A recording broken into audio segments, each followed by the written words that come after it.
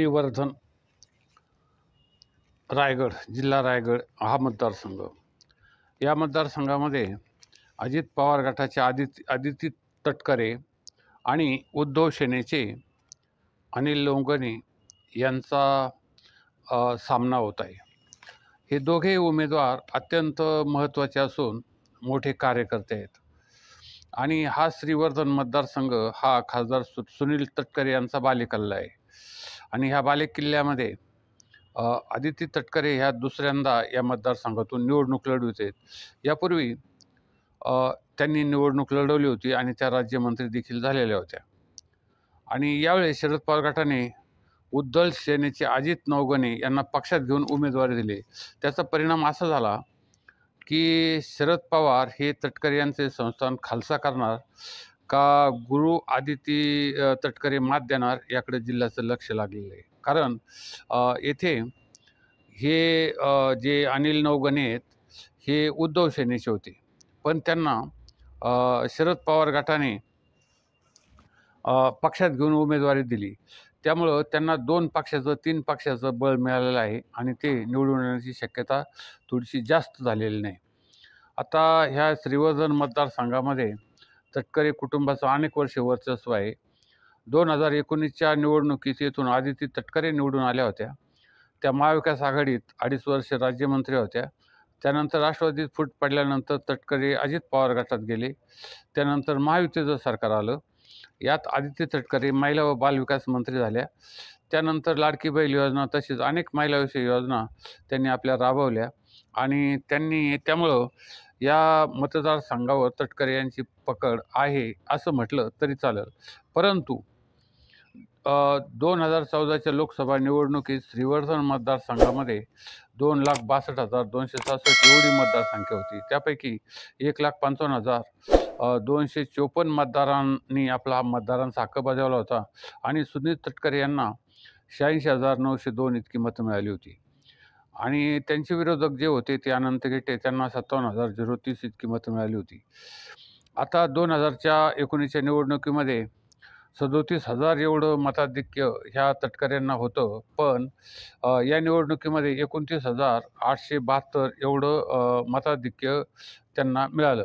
म्हणजे या सुनील तटकरे यांचं जे मताधिक्य आहे ते 7,800 मतांनी घटलं आणि त्यामध्ये मुस्लिम गटाचा जो फायदा आहे, मुस्लिम मतं जे होते तर त्यांचा फायदा लोकसभेमध्ये तटकरे यांना बसला आणि त्यामुळे यावेळी विधानसभा निवडणुकीत पुन्हा मुस्लिम मताचं जर विभाजन झालं तर आदिती तटकरे यांना फटका बसू शकतो आणि आदित्य तटकरे या निवडणुकीमध्ये पराभूत होऊ शकतात। आता या मतदारसंघामध्ये मतदारांची संख्या मोठी आहे आणि इथं स्थलांतर खूप मोठ्या प्रमाणात लोक केलं जातं, कारण मुंबई जवळ आहे आणि विकास कामाच्या संदर्भामध्ये हे लोक कामासाठी मुंबईला जातात आणि म्हसळा या तालुक्याचा विकास देखील रखडलेला आहे। म्हणजे तेथे किती खासदार झाले, आमदार झाले, परंतु मतदारसंघाचा विकास होण्याऐवजी स्वतःचाच विकास बहुसंख्य मतदारसंघामध्ये झालेला आहे। त्यापैकी या मतदारसंघाचा एक महत्त्वाचा मुद्दा एक येथे येऊ शकतो की मतदारसंघामध्ये किती विकास कामं झालेली आहेत। तळाण म्हसळा या तालुक्याचा विकास करायचा म्हणजे रस्ते, पाणी पुरवठा, त्याच्यानंतर गावाला पिण्याच्या पाण्याचा पुरवठा हे जर प्रामुख्य असलं, त्यानंतर प्राथमिक ह्या ज्या सुविधा आहेत त्या तर आहेतच, पण त्याबद्दल जलसिंचन योजनेचा प्रश्न आहे, त्यानंतर महामार्गाचा प्रश्न आहे, रस्त्याचा प्रश्न आहे, त्यानंतर तळा तालुक्यात आरोग्य यंत्रणा नीट नाही आहे।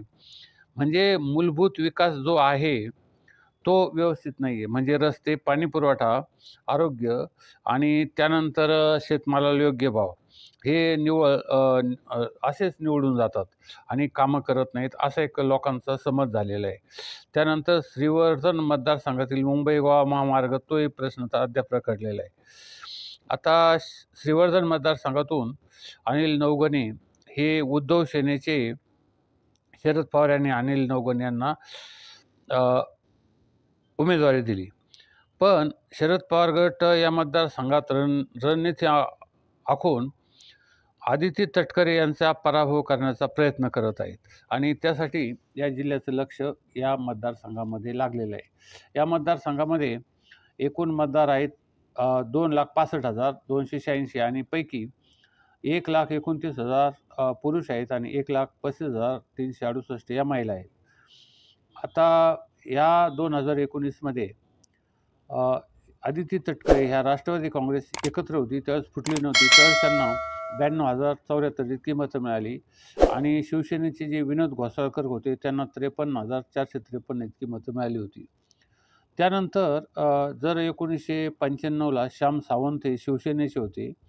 हा शिवसेनेचा मतदारसंघ होता आणि त्यांना 48,000 मतं मिळाली होती.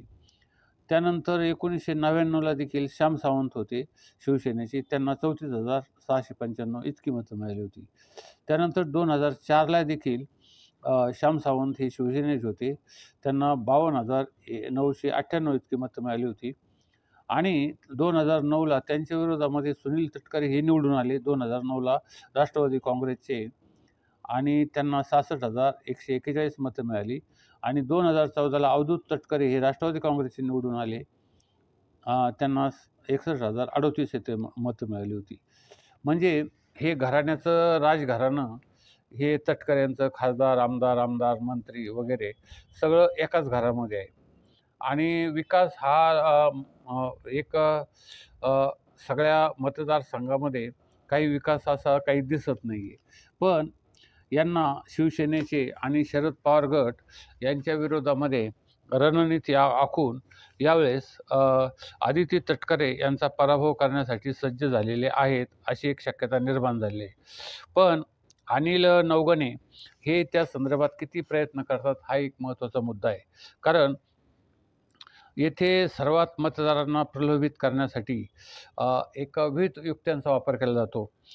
ठिकठिकाणी पैसे वाटपाचं काम चाललेलं आहे आणि ते पैसे म्हणजे सापडतात प्रत्येक टोल नाक्यावर किंवा रस्त्यावर पैशांच्या कोटीच्या कोटी उड्डाणं आहेत आणि लोकांना कायम 4 कोटी सापडले, 5 कोटी सापडले, 10 कोटी सापडले.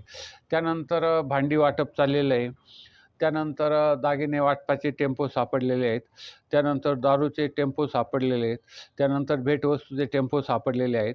म्हणजे असे मतदारांना भुलवण्यासाठी अनेक मतदारसंघामध्ये हा एक प्रकार केला जातो. पण आता या मतदारसंघामध्ये काय नेमकी परिस्थिती आहे हे काही सांगता येत नाही.